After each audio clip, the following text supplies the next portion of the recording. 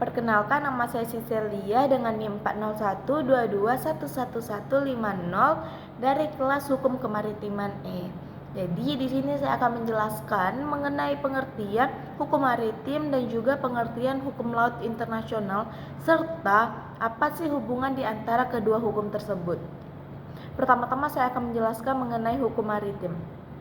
Hukum maritim merupakan hukum yang mengatur mengenai pelayaran dalam arti pengangkutan barang atau orang melalui laut, kemudian kegiatan kenavigasian dan berkapalan sebagai sarana atau moda transportasi di laut, termasuk aspek keselamatan maupun kegiatan-kegiatan yang terkait langsung dengan perdagangan melalui laut yang diatur dalam hukum perdata atau hukum dagang maupun hukum politik. Kemudian ada kegiatan perikanan dan juga eksploitasi sumber daya alam di laut. Selanjutnya sumber hukum maritim. Kita dari maritim nasional dulu ya. Untuk hukum privatnya itu bersumber dari KUHP atau Kitab Undang-Undang Hukum Perdata dan juga KUHD atau Kitab Undang-Undang Hukum Dagang. Untuk hukum publiknya itu bersumber dari Undang-Undang Nomor 17 Tahun 2008 tentang pelayaran, kemudian Peraturan Pemerintah Nomor 51 Tahun 2002 tentang perkapalan, Peraturan Pemerintah Nomor 7 Tahun 2000 tentang kepulauan, Peraturan Pemerintah Nomor 1 Tahun 1998 tentang kecelakaan kapal, dan juga Undang-Undang Nomor 6 Tahun 1996 tentang perairan Indonesia. Kemudian sumber hukum maritim internasional itu untuk hukum publiknya berasal dari Konvensi Internasional tentang Garis Muat atau Lot Line 1966, kemudian Konvensi Internasional tentang Pengukuran Kapal TMS 1969, Konvensi Internasional tentang Tubrukan di Laut COLREG 1972, Konvensi Internasional tentang Keselamatan Kapal SOLA 1974, Konvensi Internasional tentang Pencemaran MARPOL 73 atau 78, Konvensi Internasional tentang Diklat Sertifikasi dan Jaga Laut CSTCW, 7 Hukum Laut Internasional atau UNCLOS 1978 dan juga kode-kode yang termasuk dalam konvensi tersebut seperti IMDG Code, ISM Code, ISPS Code, HSC Code, BCH Code, INF Code, dan STCW Code dan lain sebagainya.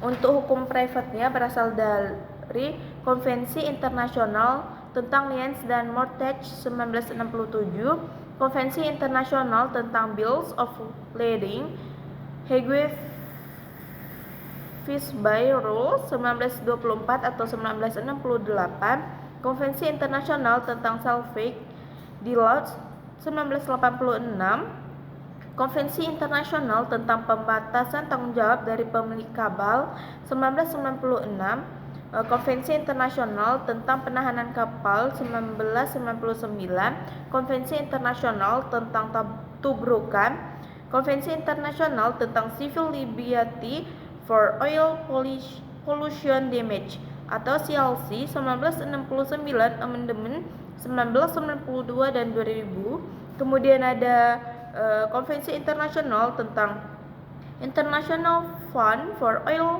Pollution Damage 1971, Amendement 1992 dan 2000. Selanjutnya ke hukum laut internasional. Sebelum melihat pengertian hukum laut internasional, terlebih dahulu kita melihat pengertian laut. Laut adalah keseluruhan rangkaian air asin yang mengenangi permukaan bumi, tetapi definisi ini hanya bersifat fisik semata. Sedangkan laut menurut definisi hukum adalah keseluruhan air laut yang berhubungan secara bebas di seluruh permukaan bumi. Menurut Dr. Wirjono Projodikoro SH menyatakan bahwa pemakaian istilah hukum laut tanpa penjelasan akan menimbulkan keraguan-raguan, bahkan mungkin ada kesalahpahaman. terutama sekali oleh karena dalam perpustakaan ilmu pengetahuan hukum di negeri Belanda dengan tidak sedikit pengaruhnya di Indonesia, istilah zireh biasanya terpakai dalam arti yang lebih sempit daripada dimaksudkan oleh Dr. Wirjono Projodikoro SH. Dengan istilah hukum laut juga sekiranya dapat dikatakan bahwa hal yang mereka tinjau itu hanyalah pada pokok peraturan-peraturan hukum yang biasa di dalam lingkungan private re atau hukum perdata, tidak meliputi peraturan hukum yang berada dalam hukum public re atau hukum publik. Lain daripada penulis-penulis tersebut, Dr. Wirjono Projodikoro bermaksud meninjau peraturan-peraturan hukum yang tidak terbatas pada lingkungan private re, melainkan meliputi juga hal-hal yang oleh penulis-penulis tentang hukum internasional publik seperti misalnya Mr. G.P.A. Francois dan L. Oppenheim, Lothar Peck, yang yaitu antara lain mengenai territorial sea atau perairan teritorial di laut atau hal mencari ikan di laut. Lebih-lebih Dr. Wirjono Projodikoro SH tidak membatasi peninjauan pada hukum private oleh karena hukum adat Indonesia pada aslinya tidak menyadari adanya perincian hukum secara pembedaan antara private re dan public re. Demikianlah agar jelas semua bahwa istilah hukum laut dalam arti luas yaitu meliputi segala peraturan hukum yang ada hubungannya dengan laut. Sedang pembatasan peninjauan terletak pada hal yaitu hanya hukum laut bagi Indonesia, artinya sekadar berlaku untuk Republik Indonesia dan para warganya.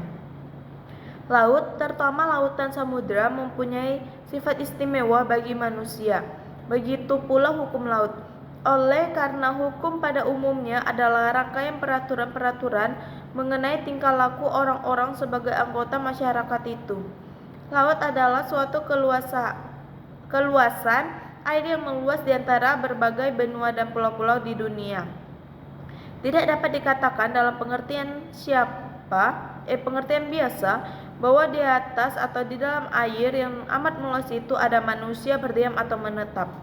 Sebenarnya laut merupakan jalan raya yang menghubungkan transportasi keseluruhan pelosok dunia melalui laut. Masyarakat internasional dan subjek-subjek hukum internasional lainnya yang memiliki kepentingan dapat melakukan perbuatan-perbuatan hukum dalam hal pelayaran, perdagangan, hingga penelitian ilmu pengetahuan. Pada hakikatnya lain daripada di benua-benua dan di pulau-pulau, dari sulit bahkan barangkali tidak mungkin di tengah-tengah laut terdiri suatu masyarakat tertentu, apalagi satu negara. Dengan demikian pada hakikatnya segala peraturan hukum yang berlaku dalam